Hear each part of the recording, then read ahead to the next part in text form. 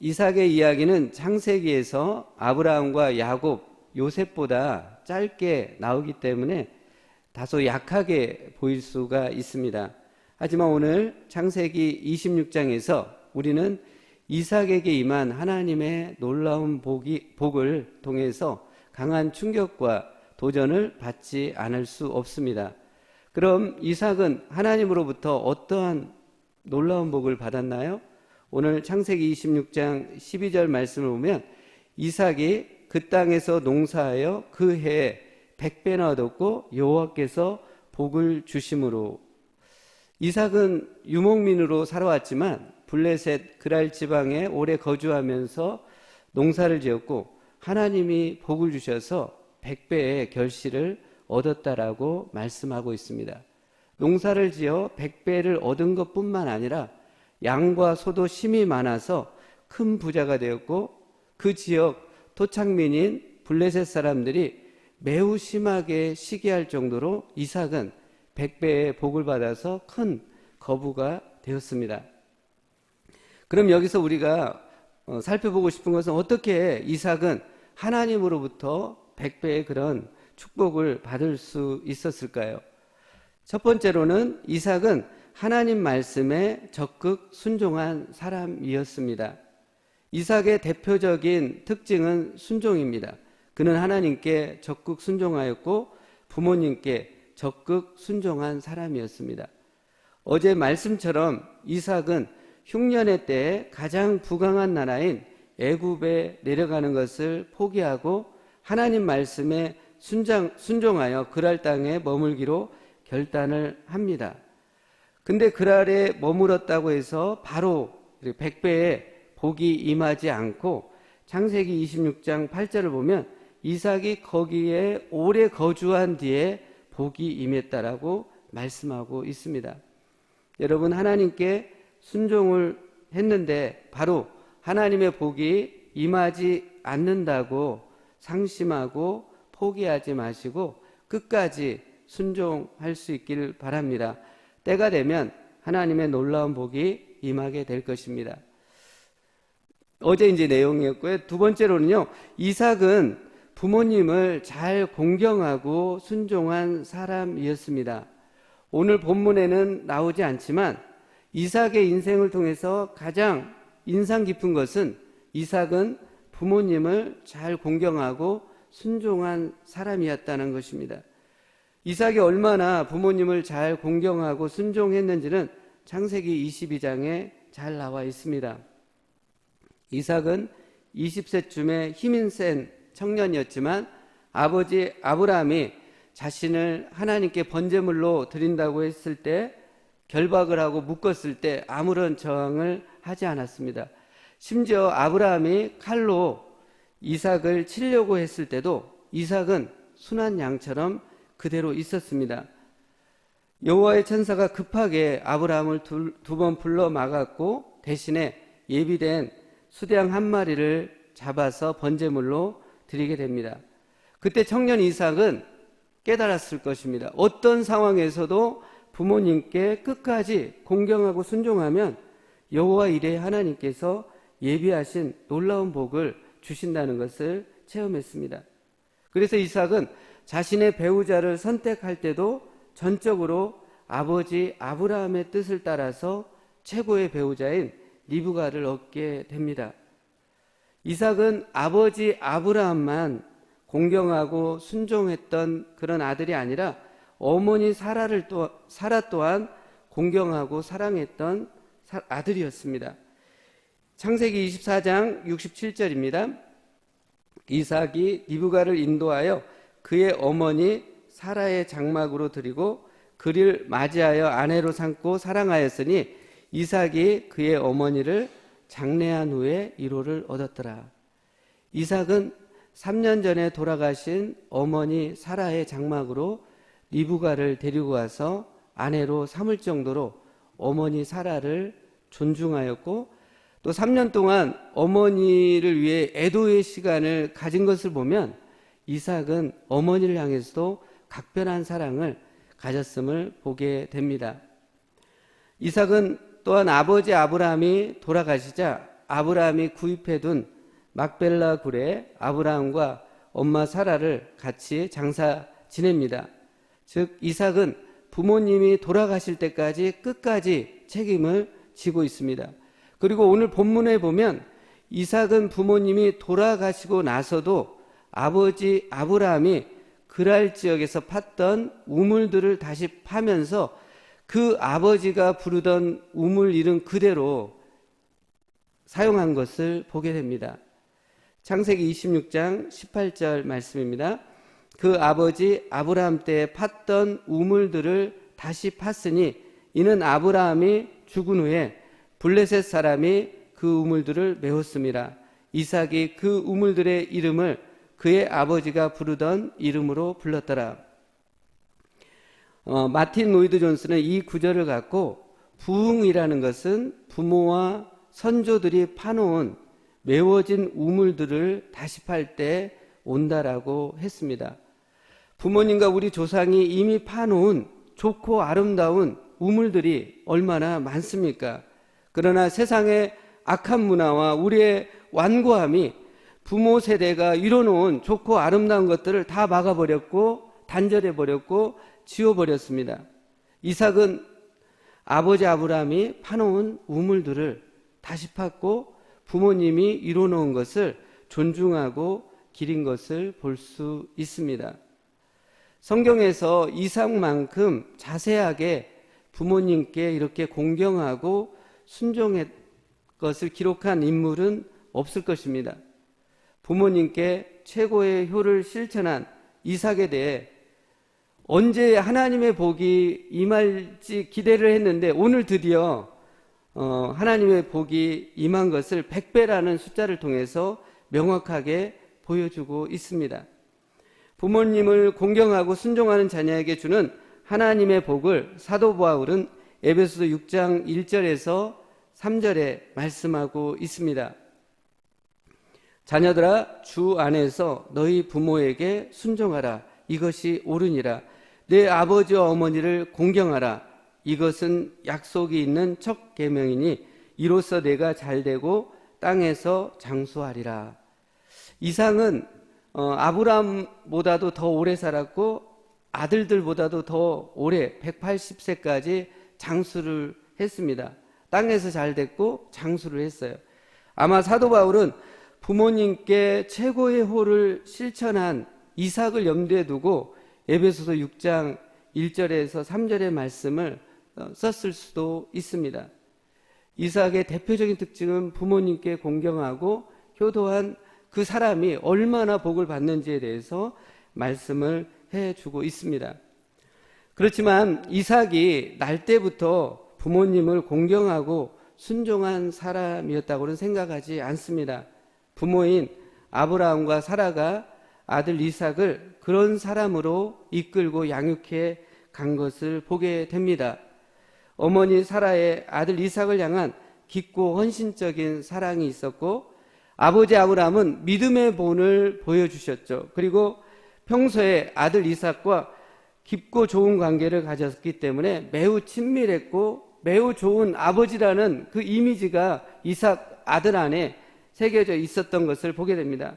그렇게 했기 때문에 이삭은 아버지에 의해 번제물로 결박당할 때도 또 칼에 죽을 뻔한 상황에도 저항하며 거부하지 않고 순한 양처럼 순종하는 것을 보게 됩니다. 부모가 자녀를 어떻게 양육해야 하는지 에베소 6장 4절은 말씀합니다. 또 아비들아 너희 자녀를 노엽게 하지 말고 오직 주의 교훈과 훈계로 양육하라. 부모인 아브라함과 사라가 아들 이삭을 사랑으로 또 칭찬하며 하나님의 말씀으로 잘 양육했기 때문에 아들 이삭은 부모에게 최고의 효를 실천했고 부모와 자녀 간의 강한 연합이 이루어짐으로 인해서 하나님의 놀라운 복을 받은 것을 보게 됩니다. 하지만 지금 이 시대에 부모와 자녀의 관계는 어떻습니까? 부모와 자녀 간의 분노와 상처로 인해 세대 간의 벽이 높게 쳐져서 단절되고 고립되어 있는 것을 보게 됩니다. 서로 간에 이해와 공감이 없는 채로 상처와 원망과 분노의 벽이 크게 자리 잡고 있는 것을 보게 됩니다. 이런 고립과 단절의 벽이 부모와 자식 간에 있다고 한다면 부모의 신앙과 그 복이 자녀에게 흘러갈 수 없게 될 것입니다. 자녀들은 부모님을 통해 오는 신앙과 복을 받지 못하기 때문에 신앙을 저버리고 세상을 향해 보란듯이 나가게 될 것입니다. 구약 성경은 부모와 자녀 간에 세대 간의 단절이 아닌 회복과 연합이 있어야 저주를 피할 수 있다라고 경고하면서 끝을 맺고 있습니다. 말라기 4장 5절 6절입니다. 보라, 여호와의 크고 두려운 날이 이르기 전에 내가 선지자 엘리야를 너희에게 보내리니 그가 아버지의 마음을 자녀에게 돌이키게 하고 자녀들의 마음을 그들의 아버지에게로 돌이키게 하리라. 돌이키지 아니하면 두렵건대 내가 와서 저주로 그 땅을 칠까 하노라 하시니라. 예수님은 이 엘리야가 침례 요한이라고 말씀하셨습니다. 엘리야와 침례 요한이 강력하게 선포한 메시지가 무엇입니까? 그들은 믿음과 경건이 무너진 그 시대 이스라엘 사람들 향해 회개를 촉구했던 선지자들입니다. 말라기의 이 말씀은 그 시대에 또 침례 요한의 시대에만 필요한 것이 아니라 세대 간의 극심한 단절이 이루어지고 있는 지금 이 시대에 부모와 자녀들이 꼭 듣고 회개해야 하는 말씀입니다. 부모와 자녀들은 서로를 향해 어긋나고 단절된 것을 회개하고 서로 일치되고 연합된 마음을 가질 수 있도록 회개하고 하나님의 은혜를 간절히 구해야 합니다. 우리는 현재 자녀이면서 또한 부모이기도 합니다. 어떻게 해야 할까요? 부모라면 아브라함과 사라처럼 자녀들과 마음이 통할 수 있도록, 마음이 자녀와 어긋난 것이 있다고 한다면 부모가 먼저 하나님 앞에 나와 회개할 수 있기를 원합니다. 그동안 자녀를 공감하려고 하지 않고 쉽게 자녀에게 화를 냈던 것, 또 주의 말씀으로 위로하고 격려하고 하지 않고 지적하고 세상적인 기준으로 정죄했던 것을 회개할 수 있기를 원합니다. 자녀와 마음이 통할 때까지 회개하고 또 공감하려고 시도하시고 주의 말씀으로 많이 위로하고 칭찬할 수 있기를 원합니다. 그러면 우리 자녀들이 이삭처럼 하나님과 부모님을 공경하고 순종하여 하나님의 풍성한 복을 받을 사람들로 양육될 것입니다. 자녀라면 어떻게 해야 할까요? 자녀라면 부모님을 온 마음을 다해 공경하고 순종해야 합니다. 그런데 많은 자녀들이 부모님을 원망하고 있고 부모님으로부터 받은 상처를 신음하고 있습니다. 부모 탓을 너무나 많이 하고 있습니다. 부모님으로부터 받은 상처가 큰데 어떻게 부모님을 공경하고 순종할 수가 있을까요? 그런데 자녀 여러분, 부모님을 공경하고 순종하는 것은 하나님의 말씀이고 10계명의 제5계명의 사람에 관한 계명 중에 첫 계명에 속합니다. 즉 부모님이 자녀들에게 어떻게 한 것에 따라 조건적으로 공경하고 순종을 결정하는 것이 아니라 부모님이라는 존재 자체로 자녀들은 무조건 공경하고 순종을 해야 합니다. 그러면 이런 생각이 듭니다. 마음에는 부모님에 대한 공경이 없는데 이를 깨물고 억지로 공경하고 순종을 해야 할까요? 억지로 하게 되면 한두 번 할 수 있겠지만 지속적으로 부모님을 공경할 수 없고 순종할 수 없습니다. 어떻게 해야 합니까? 부모님께 공경하고 순종하기 이전에 이 계명을 주신 분이 하나님이라는 것을 먼저 생각할 수 있기를 원합니다. 또 이 계명을 지켰을 때 우리에게 주실 하나님의 놀라운 복을 기대할 수 있길 원합니다. 그러면 우리 마음에 하나님의 빛이 임하게 되고 마음을 다해 부모님을 공경하고 순종할 수 있게 되고 하나님의 복을 기대할 수 있습니다. 인간적인 생각은 상처와 원망이기 때문에 불가능하죠. 하지만 하나님을 생각하고 또 하나님이 주실 복을 기대하면 우리 마음에 빛이 임하게 되고 그 인도함을 받아서 부모님을 공경하고 순종할 수 있게 됩니다. 저는 부모님이 다 돌아가셨고 이제 한국에 장인어른과 이제 장모님이 계십니다. 그래서 연락도 못 하다가 오늘 이 메시지를 이렇게 준비하면서 이틀간에 걸쳐서 장인어른님 아버님한테 전화해가지고 또 건강을 위해서 기도해드리고 어제는 또 장모님에게 전화를 드렸어요. 그래서 왠지 모르게 저희 부모님보다는 연락이 잘 안 된 것이 사실이었어요. 근데 하나님을 생각하고 또 하나님이 주실 은혜와 복을 생각하다 보니까 이것에 내가 거리낌에 있게 해서는 안 되겠다 해서 연락을 했습니다. 자녀 여러분, 부모님을 무시하고 외면하고 불순종한 것을 우리가 회개하시고 하나님과 하나님의 그 약속을 말씀을 바라고 의지함으로 부모님을 공경하고 순종할 수 있길 원합니다. 그래야요 부모와 자녀들이 서로 마음이 통하고 회복되고 연합되므로 하나님의 놀랍고 풍성한 복을 받기를 소원합니다. 세 번째로는 이삭은 온유하고 화평케 한 사람인 것을 오늘 본문을 통해서 보게 됩니다. 흉년의 때 유랑민 이삭이 거부가 되자 토착민인 블레셋 사람들의 시기가 무서운 불같이 임했습니다. 그들은 이전에 아브라함이 팠던 우물들을 다 메워버립니다. 그 팔레스타인 지역은 건조하고 비가 적어서 우물은 매우 귀한 것이었습니다. 매우 귀해서 우물마다 이름이 붙여질 정도로 귀했습니다.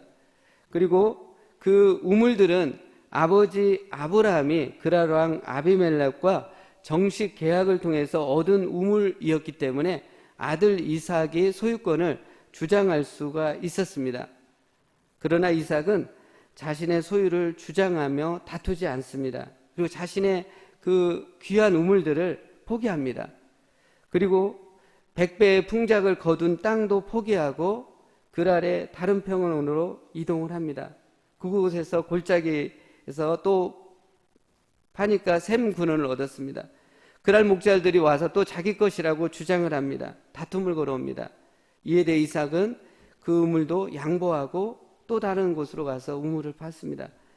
또 그곳에도 우물이 나왔는데 더 거세게 이 그랄 목자들이 와서 대적을 해 왔습니다. 이번에도 이삭은 또 양보를 합니다. 그리고 또 다른 곳으로 가서 아주 넓은 우물을 팠고 더 이상 그들이 오지를 않았습니다. 당시의 우물은 생명줄과 같아서 우물을 차지하기 위해서 전쟁을 불사했다고도 합니다. 그러나 이삭은 양보하고 또 양보하고 또 양보를 합니다. 충분히 주장하고 싸우고 쟁취할 이유가 있었지만 이삭은 그 모든 것을 양보하고 포기합니다. 주장하고 싸우지 않고 양보하고 포기만 하면 가난하고 몰락한 삶이 될 텐데 역전이 일어나죠. 이삭은 100배의 수확을 얻었고 가는 곳마다 우물이 터지고 많은 가축을 얻는 놀라운 복을 받았습니다. 그리고 결국 그랄 왕 아비멜렉이 이 이삭이 받은 엄청난 복을 보고서 두려워가지고 직접 찾아와서 평화 조약을 체결하게 됩니다. 이삭의 삶은 주장하고 싸우는 자가 땅을 차지하는 것이 아니라 양보하고 배려하는 온유한 자가 영적인 복과 이 땅의 복을 차지하게 됨을 강력하게 보여주고 있습니다. 마태복음 5장 5절입니다. 온유한 자는 복이 있나니 그들이 땅을 기업으로 받을 것이며. 온유란 어떤 구체적인 대상에 대해 온화하고 부드러우며 허세를 부리지 않고 심지어 자기에게 악을 행하는 자에게도 길이 참는 것을 의미합니다. 이삭에게는 그런 온유함이 있었습니다. 이삭이 이런 온유함을 갖고 있으니까 인간관계에 놀라운 화평이 생기게 되는 것을 보게 됩니다. 주장하지 않고 다투지 않고 양보하고 배려하고 부드럽게 대하는 자에게 적이 있을 수 없습니다. 다 친구입니다. 결국 온유한 자는 화평의 그 인간관계로 인해 크게 즐거워하게 됩니다. 시편 37편 11절 말씀입니다. 그러나 온유한 자들은 땅을 차지하며 풍성한 화평으로 즐거워하리로다. 이삭이 주장하고 다투고 싸우지 않고 온유하니까 땅의 복을 받았고 풍성한 화평의 인간관계를 통해 기쁘고 풍성한 삶을 산 것을 보게 됩니다. 여러분, 우리는 그동안 세상 방식으로 인생을 살아오지 않았나요? 한국은 좁은 땅에 인구는 많기 때문에 어렸을 적부터 또 남보다 열심히 살아야 하고 앞서지 않으면, 경쟁에서 이기지 않으면 살아남을 수 없다는 것을 초중 고등학교 때까지 기가 닳도록 들었습니다. 그게 몸에 배어 있어요. 그래서인지 한국 사람은 여유가 없고 빨리빨리고 다른 사람의 의견에 대해서 수용이 적고 주장하고 싸우는 데에 많이 익숙해져 있는 것을 보게 됩니다. 제가 중국에서 이렇게 선교를 이렇게 하다 보면 사역은 한국 사람들이 빨리 합니다. 근데 모이면 선교사들끼리 다투고 자기 주장을 하고 받아들이지 않아요. 그런데 미국 선교사님들을 보면 느려요. 근데 여유가 있고 늘 선교사들끼리 화목하고 장기적으로 사역을 해 가는 것들을 보면서 왜 우리는 이렇게 좁을까? 마음이 좁고 수용력이 좁을까? 그런 것들을 많이 본 적이, 깨달은 적이 있었습니다. 하나님의 방식은 세상 방식과 다릅니다. 하나님을 생각하며 주장하지 마시고 양보해 보십시오. 하나님을 생각하며 이기려 하지 마시고 져보시기 바랍니다. 그때 이전에 경험 못했던 예수님의 성품인 온유함이 우리 안에 싹트고 자라게 될 것입니다. 다른 사람에 대해 각을 세워 속에서 진물이 나고 고름이 잡힌 인간관계에 예수님을 생각하면서 양보하고 포기하고 져주면 인간관계의 화평의 관계가 임하게 되고 놀라운 기쁨을 맛보게 될 것입니다. 또한 하시는 일마다 30배, 60배, 100배의 열매를 맺게 해 주실 것입니다. 전능하시고 위대하신 창조주 하나님을 생각하십시오. 그 하나님이 주실 놀랍고 풍성한 복을 생각하십시오. 그리고 하나님과 부모님께, 특별히 부모님께 공경과 순종을 대하십시오. 이웃에게 온유함으로 대해보시면서 화평의 관계를 맺어 가시기 바랍니다. 그래야 이전에 생각하지 못했던 하나님의 풍성한 은혜와 복을 받아 누리는 삶이 되시기 바랍니다. 기도하겠습니다. 하나님, 위대하신 하나님, 창조주 하나님, 전능하신 하나님, 또 하나님이 주실 그 놀라운 은혜와 복을 저희들이 잊지 않게 해 주시옵소서. 저희들에게 주신 또 부모님과 또 교회 공동체, 또 이웃들, 직장의 동료들, 그들에게 양보하고 배려하고 주장하고 이기려고 하지 않고 져주고 양보하고 배려함으로 저희들 안에 예수님의 온유가 싹트게 하시고 화평의 관계가 일어나서 하는 일마다 하나님의 은혜와 복이 임할 수 있도록 축복해 주시옵소서. 예수님의 이름으로 기도합니다. 아멘.